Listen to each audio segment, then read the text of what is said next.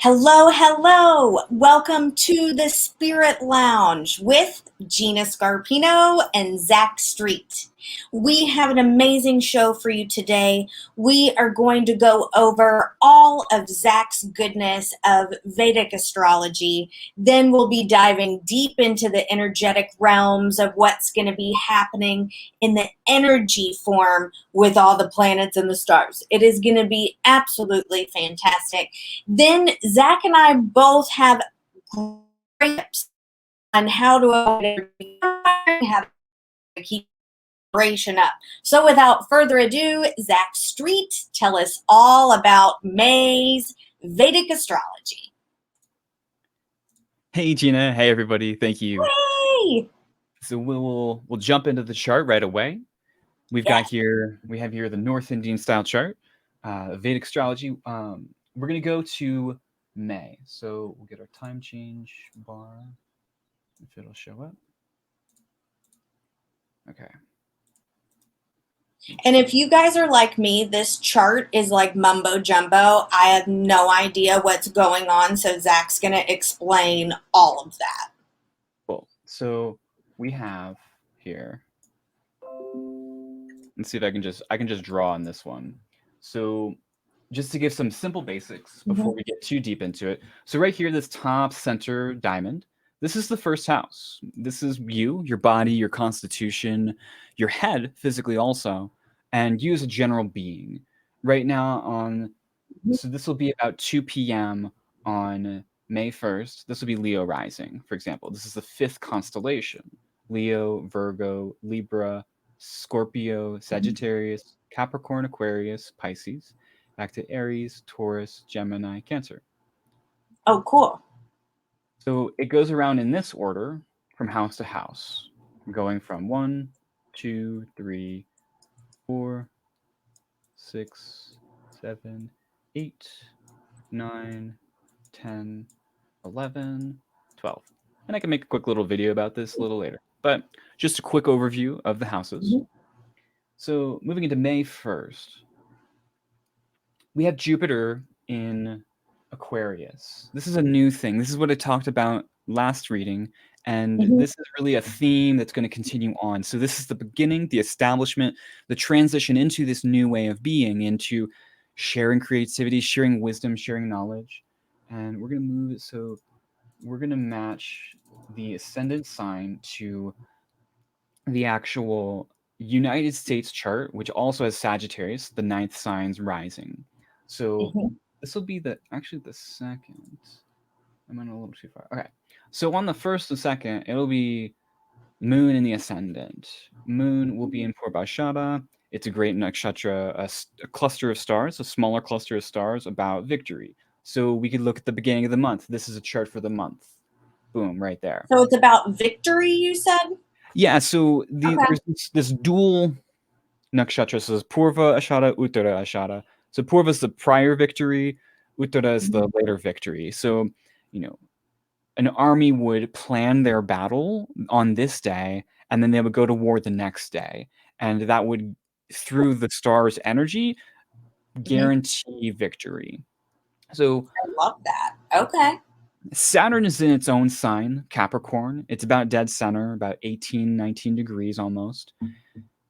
This is going to be in the house of money, the second house, where there's going to be much more a fiscally conservative mindset. People are going to be saving money more. They're going to be more conscious of how their money is spent and why their money is spent the way it's spent. There's a lot of people who were very quick to spend their stimulus checks. Some people out of necessity. Some people got them because they didn't necessarily need them, and they were, being a spendthrift. They're very quick to spend their money. So, Jupiter in Aquarius, it might have promoted some of that interest. And Gina mentioned last month to save your money and be watchful of how we're spending our money. And I think these energies tie in together because we may need this or need to have a savings stored up for what's to come. So we have Sun and Venus. This is an interplay. Sun, it's bright. It's the center of our solar system. It's a kingly planet. It's considered a malefic. It's very overbearing. If you stay out in the sun for a long time, it becomes intense. You have to get in the shade. You need to put sunscreen on, have an umbrella, a hat, protect yourself from the sun. It's with Mhm. Venus, so it can be very. These are people. If you have Sun Venus conjunct in your chart, or people born on this day, they'll have a great sense or eye for detail. They can see it very clearly. They identify beauty very readily. Mhm. And our house of higher thinking in the mind, this fifth house, is really activated. Our higher education is really under the microscope. Do I want to go back to school? Am I going to do the summer classes? Am I going to keep studying, or am I just going to go on to my higher pursuits? This Venus is going to be moving pretty quickly into the sixth house with Mercury and Rahu, the north node of the moon. Mercury, the planet of communication. This north node of the moon can be described as the head of a dragon, and the south node can be like the body of the dragon. So this is a disembodied head that it can be Mhm. stronger than any planet, and it has a insatiable hunger. It can never be satisfied. So this combination of Mercury with Venus, the house of the planet of creativity, the planet of communication, the planet of expansion, extremes. It's not necessarily a planet, but Mhm. we'll call it that. These together may create some overconsumption, some type of excessive communication or certain communications coming to light, and there's a specific conjunction happening coming up. Mercury is going to be passing this north node of the moon. Mercury's very fast, and this is about, I think it's the 11th. They're almost exactly, see, 1715, 1748. This day is going to be exactly where there's going to be some sort of communication coming through, whether it's And about what day is employees. this? This is the 11th of May. Okay, May 11th, you guys. Communication City. So we're going to be having some sort of an outburst or an event. Now this is a window. Really, Mercury gets up close to this north node. It'll pass Mhm. it, but when it's within 3 degrees on both sides, on top of it, this day, it's going to be intense. Like something will come to light. You will be informed of, either an employee's quitting, or they overspent on their credit card, or you may, in another realm, this house not only covers like employees, but it also can cover like pets, subordinates, or acute diseases. So maybe a cat will wander into your life, or you'll think about getting a new dog, or suddenly you want to adopt and rescue a dog. That might Always. happen. Always all the dogs. All the dogs are going to Gina's house. She's just Yes. gaining a collection here, and we have we have Venus there. So Venus is this planet of opulence. It's material wealth. It's in the house of Taurus, which it owns. So it's very strong here. Venus and Mercury, they're friends. They get along. They want to talk about wealth. They want to talk about money. They want to talk about having all these things. They're going to be Mhm. sharing about these things. But also, watch out for acute digestive disorders. This is the digestive tract, the lower stomach. This is, Mhm. Mercury is sweets, it's sugar, it's candy, it's chocolate, it's decadent, gorgeous things. So watch out for indulging and overindulging in foods that put you into a food coma, or Mhm. contribute or promote your digestive issues like gallstones or malabsorption, indigestion, constipation, etc. So all the nasty good Yeah. stuff. And what date is that? So this is really going to be a lot of May All on itself, the same day, around where May 11th. not just the day, but the whole month, because really, Okay. we go 7 days forward, they're still together. Actually, 7 days forward, Okay. it's actually Venus is going to move to Rahu. Sun's going to enter the sign, so they're going to be in this party all again. So really, May 18th, we have Venus Rahu together, where you know that's where like the overeating will happen. That's where like the weight gain will happen. That's where Mhm. um, you know we'll have that spending or expenditures be here, and this could be like acute or small debts too being incurred. Moving forward, let's move the hours back. We'll get that ascended back. So still hanging out in the sixth house. On the 24th, the 25th, Mercury will change signs into its own sign, Gemini, which is actually where here on the 29th, it's going to go retrograde. That's what this underline means. Mercury's going to go Uh-huh. retrograde at the end of this month, and that's going to track backwards. It'll Mhm. expand or help us focus on our business, our career, but also our relationships, personal relationships or interpersonal relationships. So there's going to be a lot of intensity. This is sort of a foreshadowing for June ahead, where Mars, Venus, Mercury, they're all going to be in Gemini. They're all going to be in the seventh house of the United States where we live and affecting all the people here. And we have then the sun will join it sooner, but this is getting into the next months. But Mhm.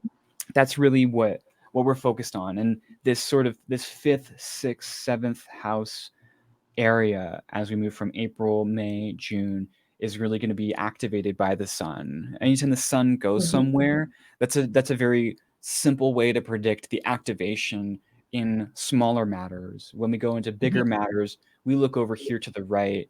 You see my mouse.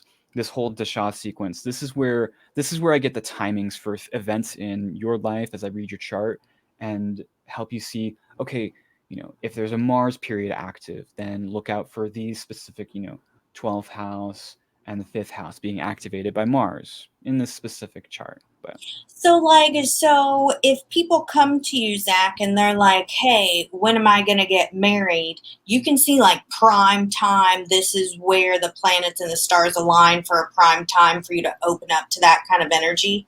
absolutely. That's so cool. And that's such you said it so beautifully too. There's a window of opportunity that'll come up. Yeah. So first there's assessing the chart itself. Does this chart liken itself to being married or having marriage occur very easily? Yes or no? That's a simple one. If no, then there's remedies you can do. You can do prayers and mantras and certain exercises to focus on that. Or it just might indicate, hey, you just need to focus on building your relationship skills before your relationships will be very successful. And these are Yeah. all indications of in the chart that can help you save a lot of time. You can, if you just knew that Saturn is in your seventh house and that marriage is going to be delayed until you're 36 in general, like, wow, like what a relief. Okay, I don't Right. have to bear that pressure or worry about like my family saying you should be married and having babies by the time you're exactly 31 years old. Like all these like Yeah. Totally boundaries and love all of that. so Very cool. yeah. Very, very cool. So, as I was listening to all of Zach's astrology, a lot of things were coming up for me energetically. So whenever I was looking at I look at the whole month and I look by day and I look at the overall energy of May as a whole is almost like it's going to be it's going to be a mirror effect, but you're you're moving into prime time dream time. Okay. So there's going to be a lot reflected in your dream time from May 1st to May 31st. And this is don't be surprised if your exes wiggle their way into your dreams.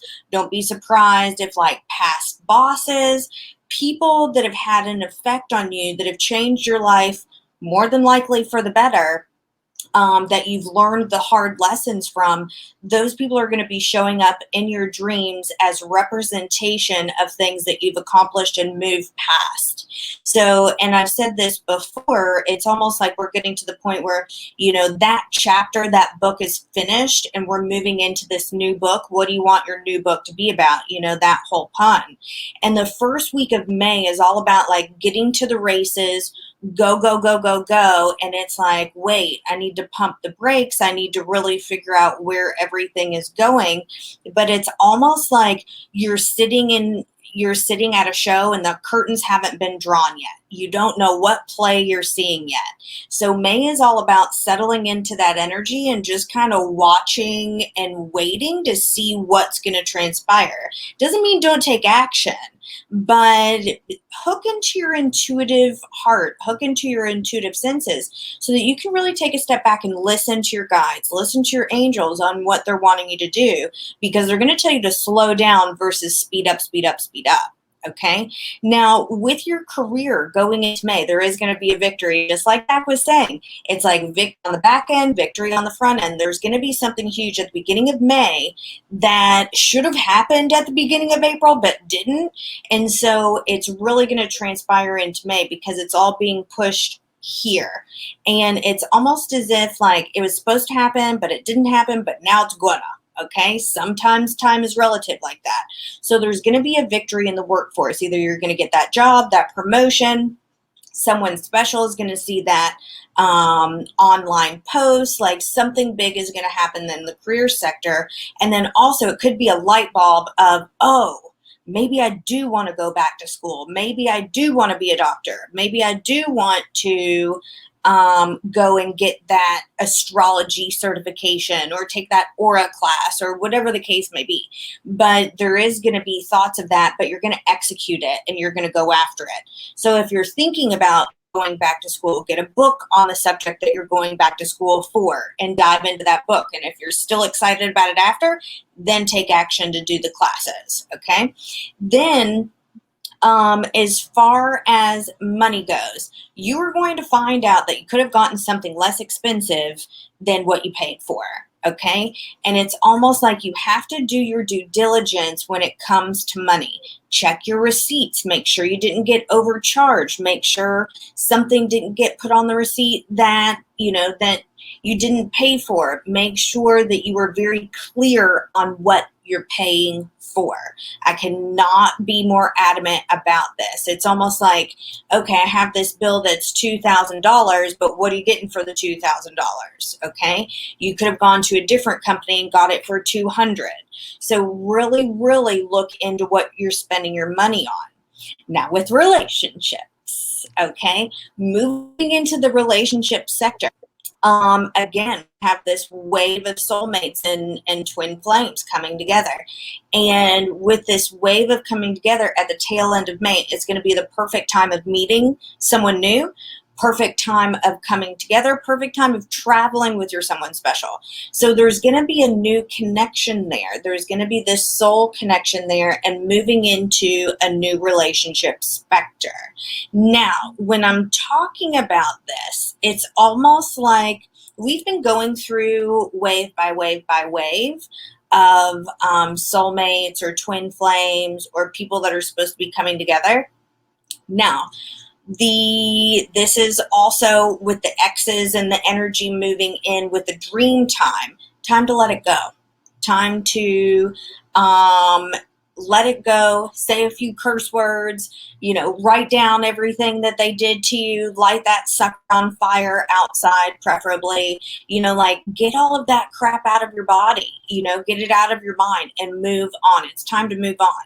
And it's all about creating that self-worth in you, and not holding it personal. If they did not see your self-worth, they were unable to see it. It wasn't that you don't have it. So really enabling that. So relationship specter is going to be connected in to travel. So there is going to be travel towards the end of May. It's going to be opening up to you if you're wanting to travel somewhere or go someplace special.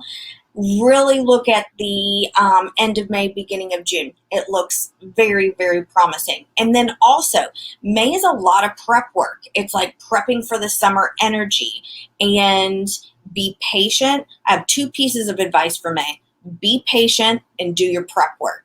Okay? But do it slow. Slow and steady wins the race. If I have to put an animal totem on May, it would be the sea turtle. Okay, so look up the sea turtle animal totem. It's all about life force energy, taking things slow, having the freedom around you to do so. Now with your health, as Zach was saying, working on that digestion, you might be craving more sweet things, more carb-based things that turn into sugar into your body that really affect your digestion. So slow down with that. If you do have to have something sweet, go more the organic fruit and use fruit as your sweetness instead of going to cookies and cakes and things that will really mess up your digestion. So focus in on that. Also, as you're heading in, I love to start incorporating different fruit juices or freshly squeezed fruit juices into my water. And that helps me with the sweetness as well. You can do lime, lemon, orange, anything citrus that will help you crave or curb that craving. Okay. But pay attention to your digestion, pay attention to your health, which brings us to your vibration. Okay. So that's the overall energy. Be patient and be prepared. Okay. Um, and as we're looking at vibration, so this is today's lesson. We've all heard that amazing quote, your vibe attracts your tribe, right?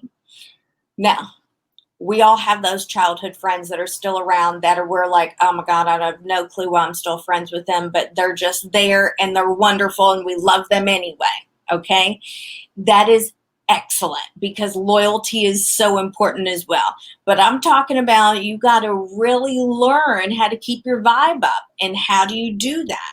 You have to focus on how you feel inside. Your vibe is up when you feel good. Now you have to figure out what makes you feel good. I know that what I put into my body and what I express out of my body makes me feel good. So that means what I eat and how I exercise makes me feel good and keep my vibration up. But different types of physical activity will affect my vibration as well. Sometimes I don't feel like being around a lot of people, so I'll go on a quiet walk by myself, and that gets me pumped up. Or sometimes I'm like, yeah, let's do this, and I'll go and I'll do weightlifting at the gym, and it's totally great. How do you keep your vibration up, Zach? You're like a master at this. So my top two things for keeping my vibration up, one is eating light. So a type of fasting or a lightening of my diet. So if I'm Mm, feeling heavy, depressed, low, I'll choose foods that are lighter that'll help me lighten up because our digestion is very directly connected with our thinking. And this is an mhm, Ayurvedic concept where we understand that the digestive capacity of the mind, it's a type of fire or processing capacity. It's connected mhm. to the digestive capacity. They're just two of these 40 different types of digestion in Ayurveda. So Oh, wow. food is a way to raise your vibration. So choosing foods that are, whole plant-based, light, easy to digest. Maybe you eat a little more frequently because it's lighter food, but Mhm, eat the food, feel hunger, wait a mhm, little bit and then eat. Let yourself feel hunger for a little bit. Even if it's like 20, 30 minutes, feel a mhm. little hungry so that you'll really want to eat that food. And that'll make sure that in the next meal and then the next meal, they don't weigh you down. And just the quantity of food is a really powerful way to impact your vibration. The two though, the second one is breathing and meditation. I Mm, really lump them together, but doing breathing techniques, so ujjayi breath, doing it on a count, even mhm. just that. In for 4, breathe, hold the breath for 4, breathe out for 6, and hold the breath out for 2. So in 4, hold 4, out 6, hold 2, and just repeat that. You can Love do it that. normal breath, but that ujjayi breath where you make that ocean-like sound, that make that with Mhm. your breath. Those are two of the best ways I know of to raise my vibration. And if you guys don't follow Zach on Instagram, it's Good Again Healing. He does meditations. What is it like every day at 3 o'clock? So it's 3:30. I'm in a transition. It's going to be, I think, 2 days a week on Instagram, Facebook, and Hmm. YouTube. That'll be live. And then I'm moving to this platform called Moxie.xyz, where it's a paid platform where it'll be more of a yoga studio online environment where you'll have optional Very class or like donation-based classes and paid cool. Hmm. classes where we'll do more movement and structure. But that's a fantastic way to raise your vibration. Join one of my classes or Love it. anybody's classes on meditation and yoga.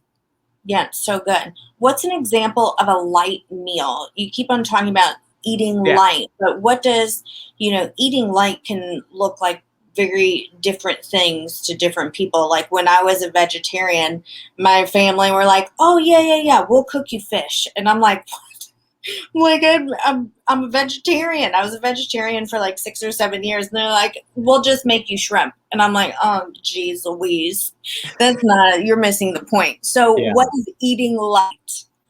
So in general, meat is heavy.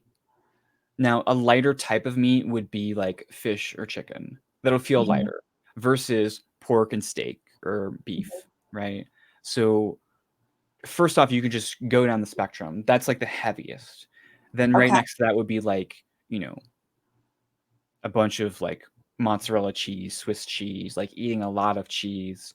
But also, just in terms of volume, a lighter amount, a smaller portion of food. So, first Mhm. stage, you could just reduce the portion slightly, 10, Mhm. 20%. Then Okay. second stage, you can avoid the meat products. Then third stage, avoid the dairy products themselves. Mhm. Eggs are really heavy too, so removing those items. And then what's left is like, any fruits, vegetables, salad greens, Mhm. um, lighter grains, seeds. They're going to be lighter. Making in Ayurveda, we have this like kind of go-to dish, khichdi. So Mhm. it's split mung dal, these yellow beans and rice, and then you have a bunch of spices in it. Yeah, it These sounds good. spices, they help with digestion. So those are some ideas, but we can always talk Mhm. more about that specifically. Yeah, excellent. What is if you have a listener that's like, "Oh my gosh, my digestion is so out of whack. What is one thing that I can do to get it back on track?" Like if they can only do one thing to start out because they're super, super beginner, what would that be for them? One of the simplest go-tos is just that khichdi. If you just ate that for a day, if that Mhm. was your only meal for that day, no snacks, you eat when you're hungry, but you eat that khichdi. So you make Mhm. a big pot of it in the morning, you have it through the day, or make a Mhm. second one if you need more. But just eating that, that's a way to reset your digestion. That's I one way love we prepare for our cleansing protocol in Ayurveda with just a khichdi diet. So you'll that. have that for, days or up to a week at a time and use that as your preparation as you build up and Mhm. or rather lighten up, right? But you're Mhm. you're building up to the actual cleansing practices of panchakarma, which is a very in-depth, we could take a whole hour to talk about panchakarma, which is an amazing hallmark best way to cure disease in Ayurveda. Ooh, maybe we should do that one episode and like I can be the beginner because I've never done any of that. And we can do Mm. like day by day of what it feels like, what I'm doing, you guiding me. I think that would be super cool. And then Yeah. everybody else can do it with us also. I think that'd be rad. Yeah, and doing group cleanses is like a big thing in like the Ayurvedic practitioner like services and offerings. We'll do Mhm. I haven't done one yet, but I have colleagues who do this regularly. Like every season, they'll get a group of, 20, 30 people and coach them all and teach classes and guide them through the whole process. So maybe we could Very do that cool. too. But Yeah, let's do it. but I want to talk about vibrations. And Yeah. I think one of my favorite things that you say or have said recently is that there's no such thing as an energy vampire. Can you tell me more about this? Yes. So I love when people are like, oh my God, that person is such an energy vampire. I laugh because that cannot be more untrue. So let me just say this, no one can take your energy away, no one can suck your energy. No vamps allowed unless you allow them to. So as long as you're taking care of you as a whole, as a human being, and keeping your vibe up, you're eating right, you're exercising, you're meditating, you are keeping your vibration up and your life force energy up, no one can steal your energy from you. You'll just kind of look at them and be like, oh, your energy is off. Okay. So that's first and foremost. So take that out of your vocabulary. Energy vampires don't exist. You are giving your power away, you are giving your energy away. Okay. So anytime anybody says energy vampire, just kind of laugh to yourself and be like, ha, ha, ha, you know the secret. What do you think about energy vampires? I think along the same lines, and I think um, it's more about you allowing them to take your energy, or to Mhm. drain you, or to lead you down different conversations that are all about them, or about topics that don't really benefit anybody, or just gossiping about people. Yeah. And these are kinds of things that energy vampires do. If Mhm. you're if they're very self-centered and they complain, oh, woe is me, the world is so hard. I can't do anything these days, or I'm not allowed Mhm. to do what I want. All these things are like, why is everything so hard for me? I mean, those are victim mentality people. They're Yeah. out of integrity. They don't view themselves as an empowered being.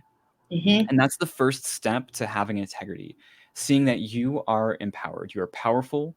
You are a good person. Your nature is love. You're peace. You're this joyful center.